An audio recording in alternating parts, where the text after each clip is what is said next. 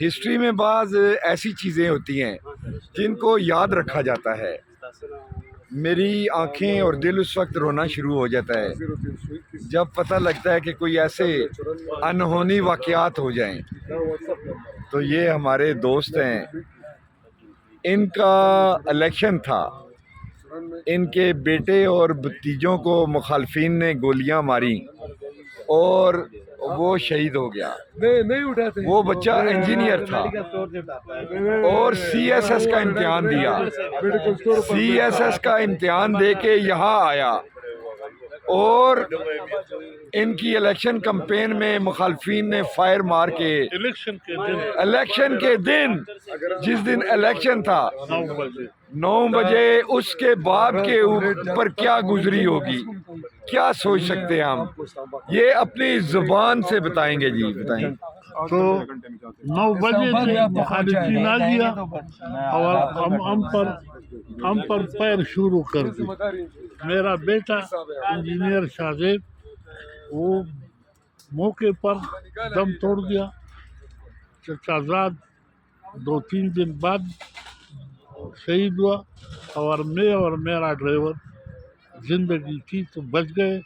لیکن افسوس اس بات پر ہے کہ اس کے شہید ہونے کے بعد اس نے سی ایس ایس کی امتحان دی تھی تو 2 مہینے بعد اس کا رزلٹ نکلا اور اس نے پاس کر دیا.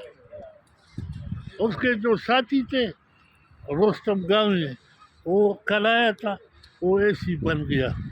تو اس سے زیادہ افسوس. بیٹی کے بارے میں بتائیں جو بیٹی نے کہا تھا. بیٹی نے کہا تھا، میرے کمرے میں آیا، بیٹی نے کہا تھا، وہ اس کا دلال تھا کہ اس کا انجینئر میں خوش نہیں. تو میں نے کہا کیا کرتے ہیں؟ اس نے کیا کہ وہ ڈی سی بننا چاہتے ہیں. تو میں نے کہا کر لو. تو پھر ایک اسلام آباد اکیڈمی میں داخلہ دیا. 2 سال تقریباً وہاں وقت گزارا. الیکشن کے لیے آیا، امتحان دیا، الیکشن کے آیا. 1 دن پہلے ہمارا جلسہ تھا، بہت بڑا جلسہ تھا، اس کے لیے آیا اور الیکشن کے دن یہ واقعہ ہوا. تو ہم بیٹے نہیں، میرے 3 بیٹے اور ہیں.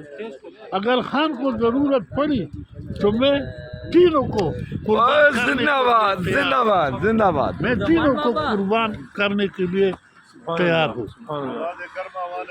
یہ دیکھیں جی، آپ جذبہ دیکھو، ولولہ دیکھو.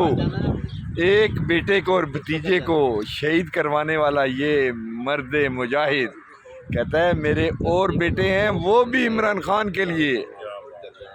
اللہ تعالیٰ اجر دے ان کو. یو آر سو نائس جی، I love you so much, you are so nice. ٹھیک ہے.